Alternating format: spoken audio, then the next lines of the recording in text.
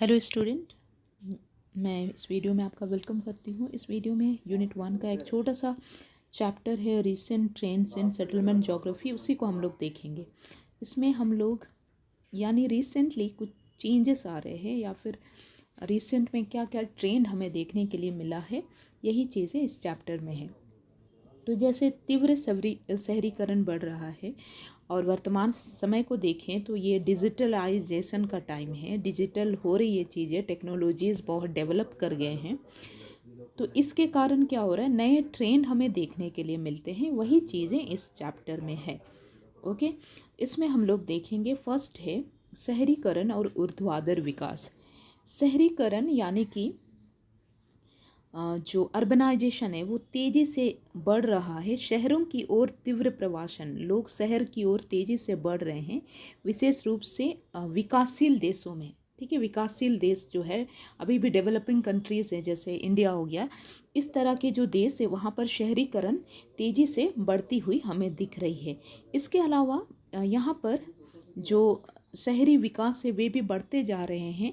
और जब इतनी सारी आबादी बढ़ती जा रही है तो उसको समायोजित करने के लिए, यानी कि वो जो पॉपुलेशन वहाँ पर बढ़ रही है वो कहाँ पर रहे, तो इस चीज़ों के लिए क्या हो रहा है, शहर जो है क्षैतिज रूप से बढ़ने के बजाय क्षैतिज रूप से बढ़ना, यानी कि इस प्रकार से जब शहरें बढ़ती है तो इसे हम कहेंगे क्षैतिज रूप से बढ़ना। लेकिन जब बिल्डिंग्स इस प्रकार से ऊंचे बढ़ते हैं तो उसे हम कैसे कहते हैं, ऊर्ध्वाधर रूप से बढ़ना।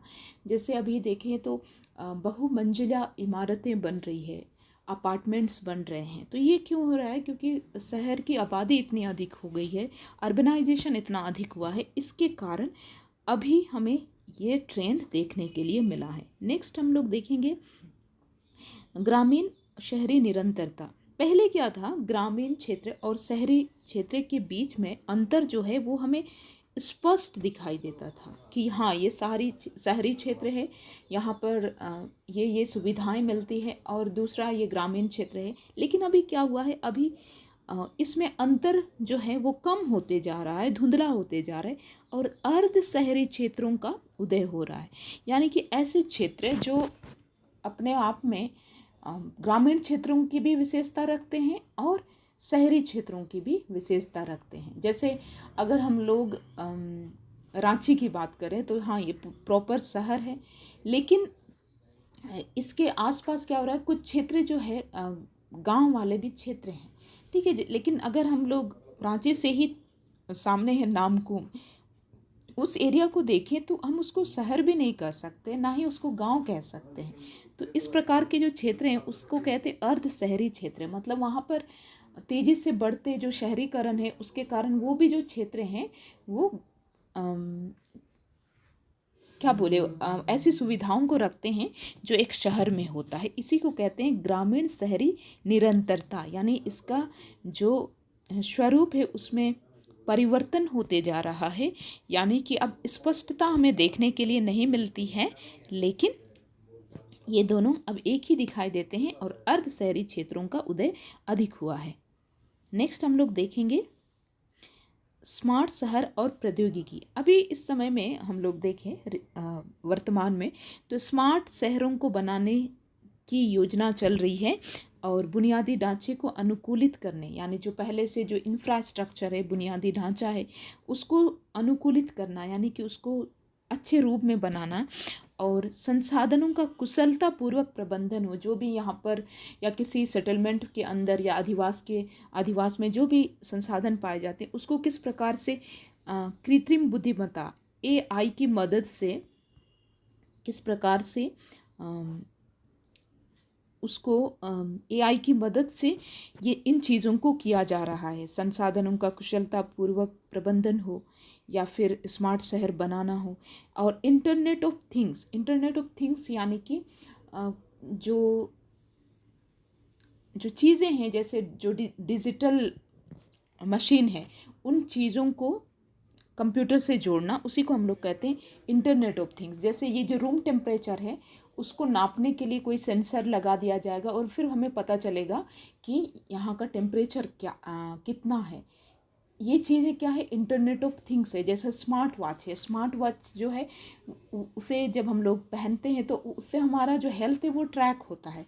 तो उससे क्या पता चलता है, जो नॉर्मल चीज़ें हैं, जो आसपास में चीज़ें चल रही है, उन चीज़ों को कैसे मशीन का यूज करके हम उससे डायरेक्टली डेटा हम वहाँ से रिकॉर्ड कर सकते हैं।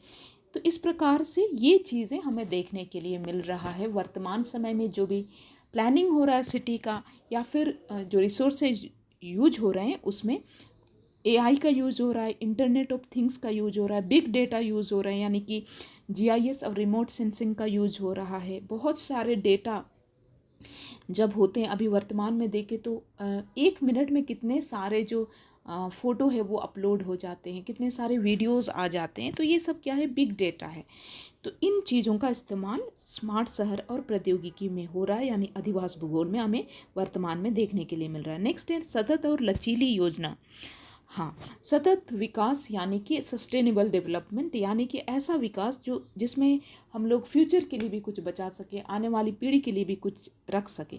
तो ऐसी योजनाओं को लाया जा रहा है। इसके अलावा जो लचीली योजनाएं हैं, जो पर्यावरण के अनुकूल है, पर्यावरण के अनुकूल डिज़ाइन, नवीकरणीय ऊर्जा, जो नवीकरणीय ऊर्जा है उस पर अधिक बल दिया जा रहा है कि किस प्रकार से जो पारंपरिक ऊर्जा जैसे कोयला हो गए, पेट्रोलियम हो गए, उसके स्थान पर जो नवीकरणीय ऊर्जा, सौर ऊर्जा हो गए, उनका इस्तेमाल अधिक से अधिक किया जाए।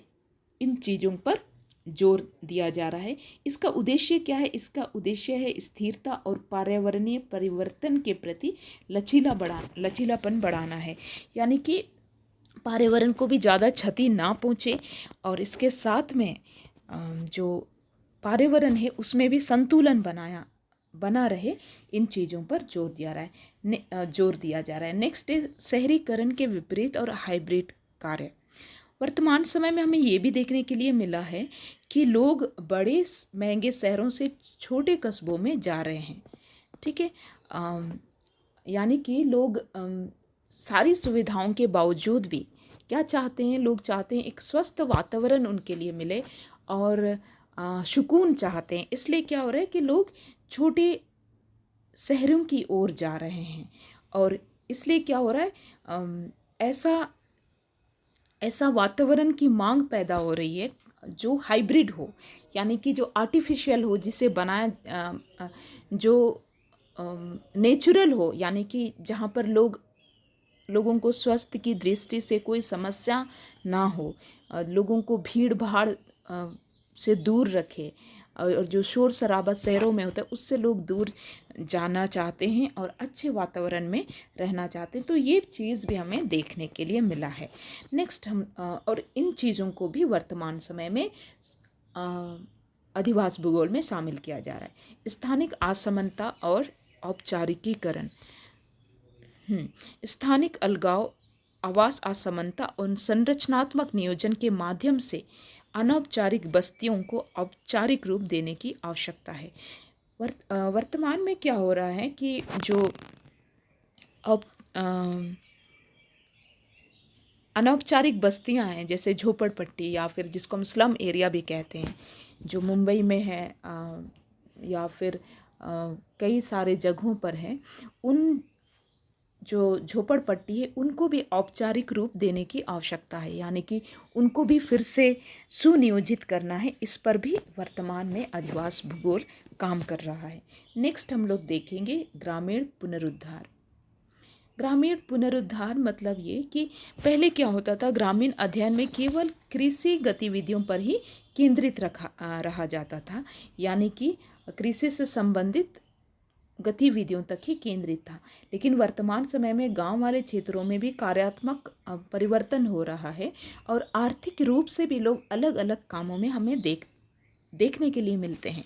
तो उसके अनुसार भी जो ग्रामीण क्षेत्र हैं उनको भी पुनर्गठित किया जाए, उन क्षेत्रों को भी फिर से समझा जाए कि कैसे परिवर्तन यहाँ पर हो रहे हैं। ये चीज़ें वर्तमान में अधिवास भूगोल में देखने के लिए मिला है। नेक्स्ट हम लोग देखेंगे भूमि पुनर्ग्रहण।